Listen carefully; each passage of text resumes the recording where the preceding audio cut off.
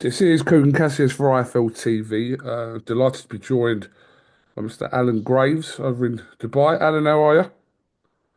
I'm very well, Kugan. How are you? Yeah, your view before we shut that card is a lot better than mine here in Essex. So Yeah, it's not bad. Right. So you're on the Fight Gecko combat series, which obviously takes place the 5th of April. Um, Yeah. Talk to me a little bit about the format. I know a little bit about the format, and I know a couple of the fighters outside of yourself in it, but just kind of briefly explain to me like the context and the format of that. Yeah, so Fight Gecko is actually originally their coaches. They're the fight coaches. And then they decided to do a combat series, I think, just to kind of allow people that wanted to get into boxing a chance to get into it. So there's a lot of like entrepreneurs that have done like an 8 week camp and that kind of thing. So there's a lot of people on the card that are just doing it for the first time. And then there's a few pro fights at the end. And they've been my coach for 18 months now. Obviously started online and then moved to in person. Um, and originally I was planning just to have one fight with them, and then we I kind of got the bug for boxing and ended up getting a few wins under my belt. And then yeah, managed to take this fight on, which is a bit of a step up in class. So I'm headlining the card, but yeah, it's something a bit different. So you already had 3 pro fights. Yeah, that's right. Where have they been based, Alan? So I've done most of the camps have been in Dubai. All of the fights have been here in Dubai, and then the camp for this one was in the UK. And then I've just come out here just to finish off the last couple of weeks. Okay. So obviously the common theme around the fight night that you said like a couple of minutes ago is around kind of entrepreneurs, businessmen, etc. Is that correct? Yeah, I think that's the target market for the Fight Gecko coaching, and I think the whole idea of it is about developing your mindset and the skills that you need to be a decent boxer or similar skills like personal traits to succeed in business. I think that's their angle. What was your history of boxing prior to those 3 pro fights? What was you do in boxing wise? I did two white qualifiers a long, long time ago. Um, so yeah, it's and then just like because I've always been, I was used to fight on the streets, and I wasn't much used to society from throughout my 20s. I was like, yeah, made some bad choices, shall we say? But I always loved fighting and I always loved boxing. Massive IFL fan, massive, massive IFL fan since day one. So it's an honor to be here. But in my mind, in the back of my mind, I was always like, oh yeah, I can box, I can do this, I can do that. And then I had a spar with a kickboxer actually in the summer of like 2023. Yeah. And I just realized how fat and useless I was. And so I was like, I can't be having this. And that's when I sought out, I said, you know what? I still think deep down I can do it as a professional. And there's only one way to find out. So I took 6 months off business basically and just fully trained for my first fight and managed to get the win. And then the idea was just to do one fight initially. And then I thought, I'm fit now. I may as well keep it going. How old are you now, Alan? 34. 34. Okay. Um, yeah, look, I mean, look, it's obviously listen, you haven't got me to say, but yeah, at the age you're at, I suppose you need to kind of get cracking and if whatever you want to accomplish, that ain't a knock on your age. I'm 9 years older than you, but well, in boxing terms, you need to get kind of cracking and try and get as many fights as you can under your belt to achieve whatever it is you want to achieve within the sport.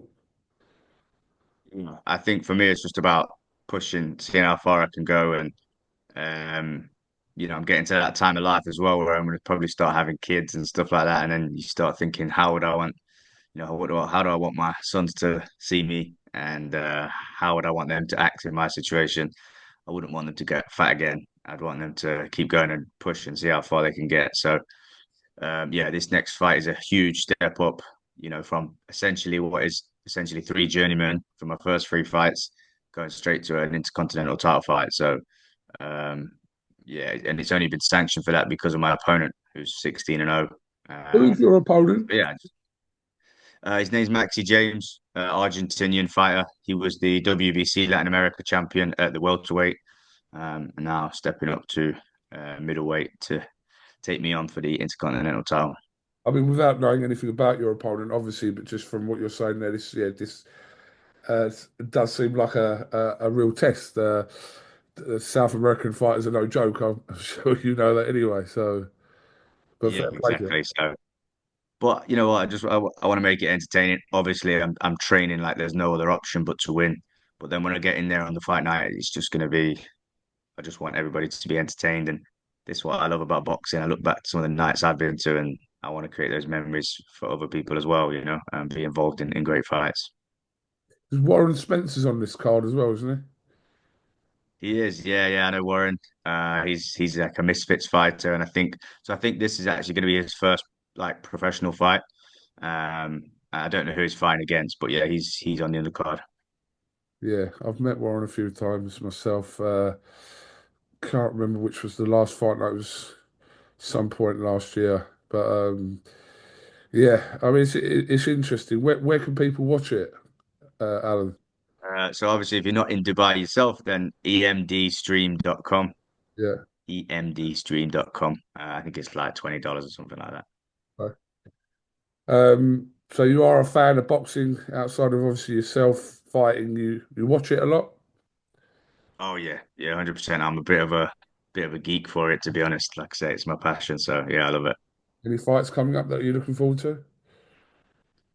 Well, I'm hoping that Turkey's gonna wave his magic wand and get the Batavia Bivol free on because I love watching that. Batavia is one of probably my favorite fighter to watch at the moment, like current. And so yeah, I'm hoping that's gonna come on. Obviously, Eubank Ben is in my weight class, so I'll be watching that. I've got delusions of grandeur about Eubank winning and then me challenging him at the O2 or something like that. So you never know. Well, listen, you got to think big and you got to dream high. So always like, Exactly. again when I talk to boxers and they talk about stuff and whether it's realistic or not, if you're not in it to kind of have those aspirations, then there is an aspect of why you're doing it. Do you know what I mean? If you're only in it to reach a certain level, whether it's realistic or not, it's different. But no, I never would have an issue with anyone. You know, when you interview someone who's about to make their debut or pro, like had a couple of fights or like you've had three Yeah. fights. But yeah, dream big, Alan. You've got to, haven't you? And at the end of the day, like the Intercontinental title is really only one step away from a world title. So who's to say if I can't pull off the impossible on April the 5th, what's around the corner? I'm gonna try my best. And then maybe like I say, Eubank actually watched my last fight. So I was a bit flat in my last fight to be honest, but he was there because I was on the undercard of Avni Yildirim, who was one of his former opponents. So I think he was there to watch him. All right, that's interesting. Um, well, listen, Eubank Graves, 2027. It's happening. It's happening. What do you think happens in that fight with Ben and Eubank? So, I mean, I know literally every single expert has said that Eubank uh, steamrolls him, but for me, I think it's 50-50. I think it's a lot closer than that. And I think I've put money on Ben, not because I actually think he'll win, but just because I think the odds are in my favor because the odds, for some reason, they really think Eubank's going to win easy, I think. And I don't think it'll be that easy. Obviously, Eubanks had better experience, and he his boxing ability is underrated. I think people just think he's a workhorse, but he is actually, he does punch well, especially after he changed a little bit after his training with Roy Jones Jr. Um, but I don't know. Ben seems to be quite vicious and have that dog in him. You know what I mean? And so one thing for sure, what I love, it's going to be entertaining. Um, if I had a gun to my head, I'd probably say Eubank does edge it on experience. But like I say, I've put my money on Ben because of the odds. Okay. Um, well, yeah, not long to find out that fight is literally tomorrow. It'll be exactly a month from the 26th, so not long to find out. Exciting. I can't share your sentiment of uh, Better Be Than Bivol 3 happening. Um, I mean, technically it should happen because of one apiece for that reason, but yeah, feeling probably the fighters will go um, elsewhere. But I don't know. We'll see. Boxing's funny, especially with everything happening in Saudi. Yeah.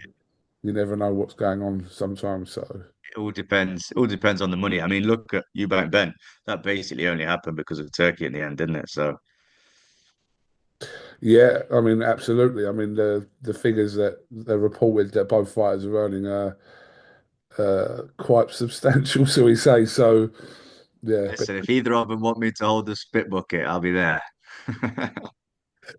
okay. All right. Well, listen. Appreciate your time, Alan, and best of luck next week. No, it's not next week. It is It's next next week, week. yeah. It's actually next Yeah. week. Oh, sorry, we're in Tuesday today, so it is a week on Saturday on the 5th.